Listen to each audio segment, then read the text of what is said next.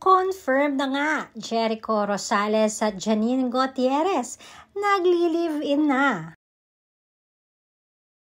Pagkatapos na naging pagpanaw ng lola ni Janine Gutierrez sa si Pilita Corrales at ng tito nito na si Ricky Davao ay tila ba, lumipat naman ang intriga at usapan ngayon kay Janine. Dahil maugong na pinag-uusapan ngayon sa mundo ng showbiz ang relationship nila ng 90s heartthrob na si Jericho Rosales.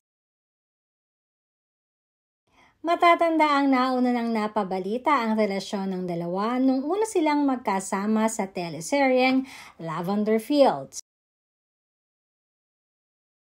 kung saan ay pinagbidahan ito ni Jody Santa Maria, Jericho Rosales at syempre ni Janine Gutierrez.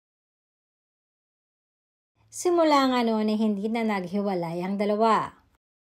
At naging usap-usapan din ang palagian nilang pagsasama, lalo na nang namatay ang lola ni Janine na si Pilita Corrales. Mapapansin kasi na araw-araw ay present din si Jericho sa lamay ni Pilita. Sa isang banda di umano, ay umani naman ito ng positibong komento galing na rin sa mga netizens at sinabing napaka-supportive na boyfriend nitong si Jericho kay Janine.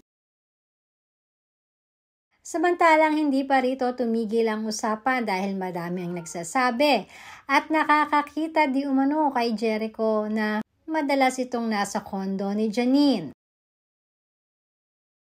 At usap-usapan pa na mukhang doon na nga ito nakatira.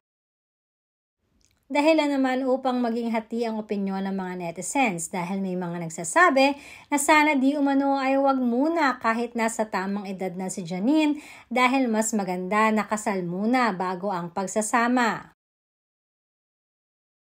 Meron namang nagsasabi na ayos lamang iyan para maiwasan ng divorce at hiwalayan katulad na lamang na nangyari kay Jericho at sa dating asawa niya. Kaya mas mabuti di umano na kilalanin muna nilang mabuti ang isa't isa.